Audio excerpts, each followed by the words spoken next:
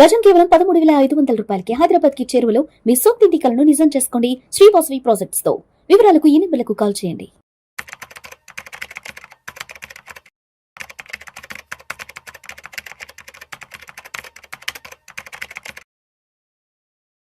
నమస్తే, welcome to Vishnu talks. నేను విష్ణు. ప్రస్తుతం నాతో పాటు సీనియర్ ఇన్సూరెన్స్ ఎక్స్పర్ట్ మెరుపుల మధు గారు ఉన్నారు. వారితో మాట్లాడదాం.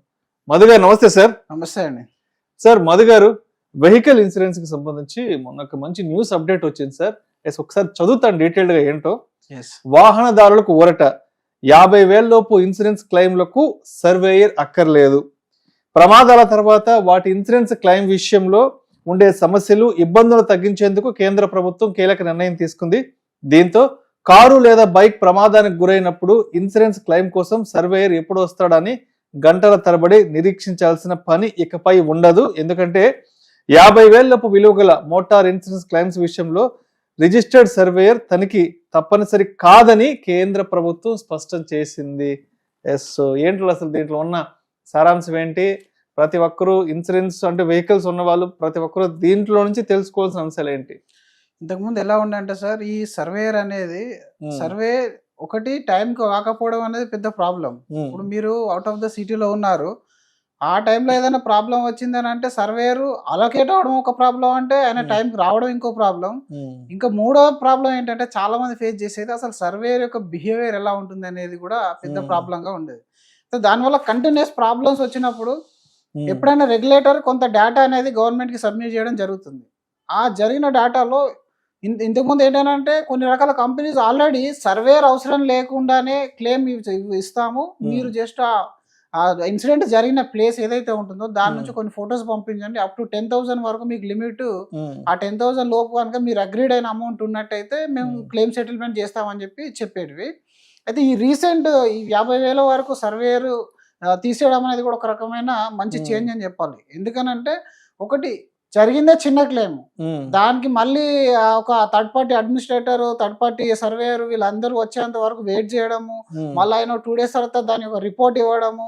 చాలా మందికి ఎలా ఉంటుందని అంటే అసలు ఇంకా ఈవెన్ లోకల్ యాక్సిడెంట్ అయినప్పుడు కూడా ఈయన బండిని ఒక దగ్గర పెట్టాలి, అది గంటల్లోనూ 2 గంటల్లోనూ అయిపోయి రిపేరు. సర్వేయర్ అలకేట్ అవ్వడానికి 24 hours స్టార్ట్ టైం, మళ్ళీ రిపోర్ట్ రావడానికి 24 hours మళ్ళీ టాట్ టైం, మళ్ళీ అందులో ఆయన అప్రూవ్ చేయొచ్చు, డిసప్రూవ్ చేయొచ్చు, లిమిట్ పెట్టచ్చు. ఇదంతా ఒక వారం 10 రోజులు ప్రాసెస్. వారం 10 రోజులు పడితే ఈ మోటార్ వాళ్ళు ఎవరైతే డీలర్స్ ఉంటారో వాళ్ళు మనల్ని పిచ్చి చేస్తూ ఉంటారు. సార్ 1 day 1,500 అవుద్ది, 2,000 అవుద్ది, మీ వెహికల్ కి మరి పార్కింగ్ ఉండాలి కదా, అంతే కదా, నేను రిపేర్ చేయడానికి నాకు అయిపోతుంది పని, అది మీ ప్రాబ్లం కదా అంటాడు. మరి ఇక్కడ ప్రాబ్లం నాదా ఇన్సూరెన్స్ కంపెనీదా? నిజానికి అయితే ఇన్సూరెన్స్ కంపెనీ ప్రాబ్లం. ఎందుకంటే ఇమ్మీడియట్ సర్వేయర్ అలొకేషన్ అనేది వాళ్ళ డ్యూటీ. ఇప్పుడు నాకు డ్యామేజ్ అయింది అట్లా అని చెప్పేసి నేను వారం రోజులు ఈ గ్యారేజ్ యొక్క ఛార్జ్ ఇవ్వడం అనేది కరెక్ట్ పద్ధతి కాదు. కాబట్టి వీళ్ళు కంటిన్యూస్లీ ప్రాబ్లం అనేది ఇష్యూ అనేది తీసుకురావడం అనేది జరిగింది.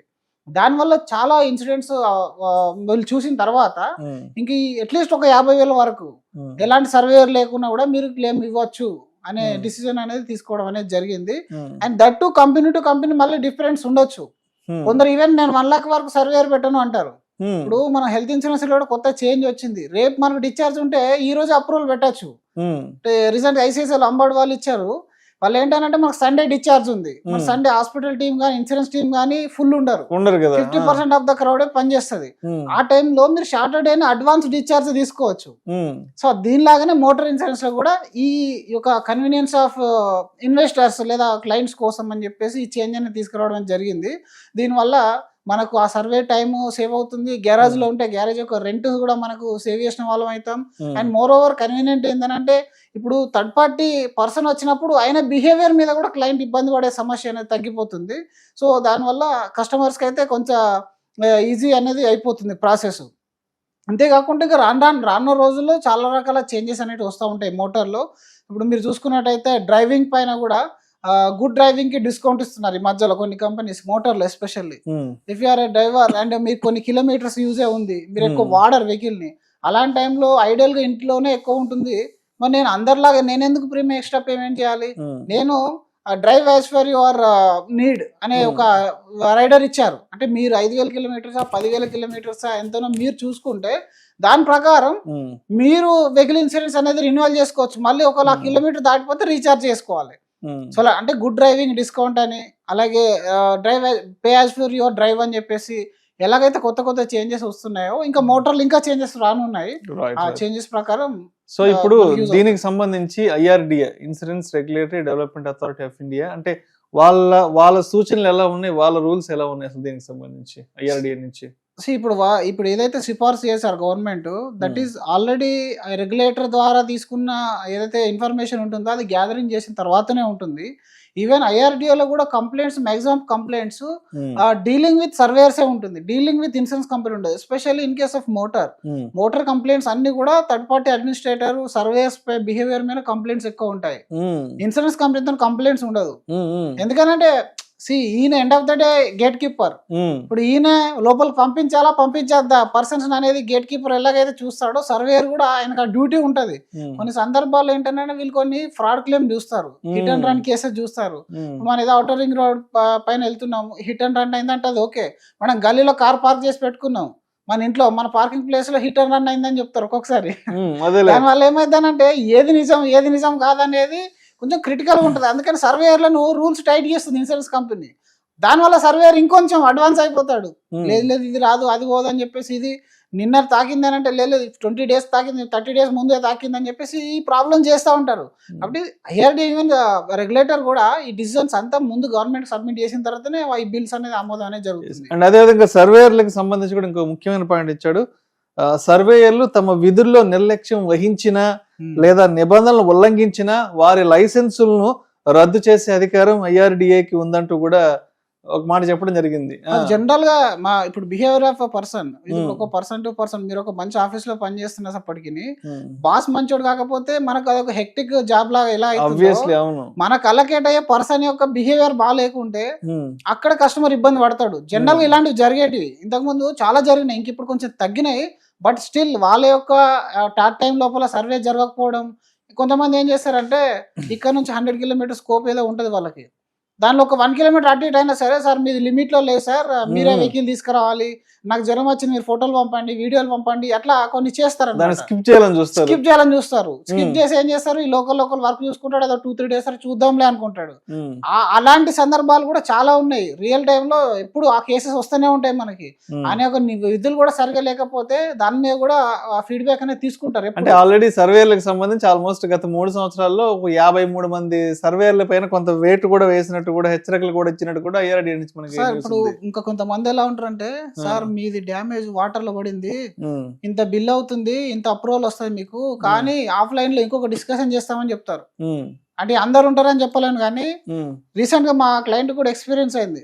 స్ట్రేట్ అవే కాల్ చేసేసి మినిమం 10,000 rupees అవుతుందని చెప్పారంట.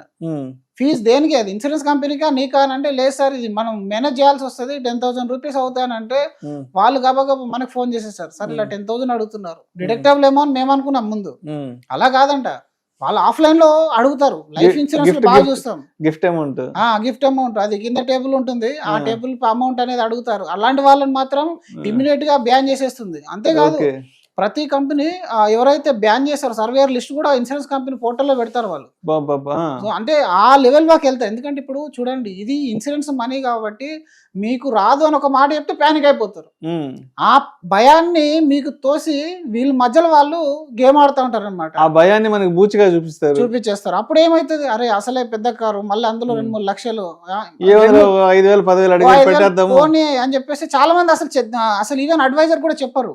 ఏం మళ్ళీ ఈయనకి చెప్తే ఆయన ఏం కంప్లైంట్ చేస్తాడో, ఇంకేం చేస్తాడో, డిలే అయిపోద్ది ఆ భయం. మళ్ళీ ఇంకొకటి ఏంటంటే అక్కడ మనకు ఒక వస్తువు పాడైపోయింది, రెండోది డిలే జరుగుతూ ఉంటుంది, మూడోది మనకు వచ్చే దాంట్లో మళ్ళీ లీగల్ ఇష్యూస్ వస్తే దాన్ని కూడా ఫైట్ చేయాలి.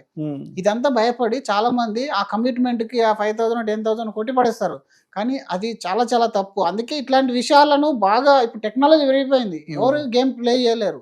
కస్టమర్ ఇంట్రెస్ట్ లోనే ఏ రెగ్యులేటర్ అయినా పనిచేస్తుంది. ఫస్ట్ అది మీరు ఇన్వెస్ట్మెంట్ లో కానీ, ఇన్సూరెన్స్ లో కానీ, బ్యాంకింగ్ లో కానీ 3 రెగ్యులేటర్స్ ఉన్నారు మనకు, RBI, SEBI అండ్ IRDA అనేది ఇంకా అన్నిటికంటే స్ట్రిక్ట్ గా పనిచేస్తుంది ఇన్సూరెన్స్.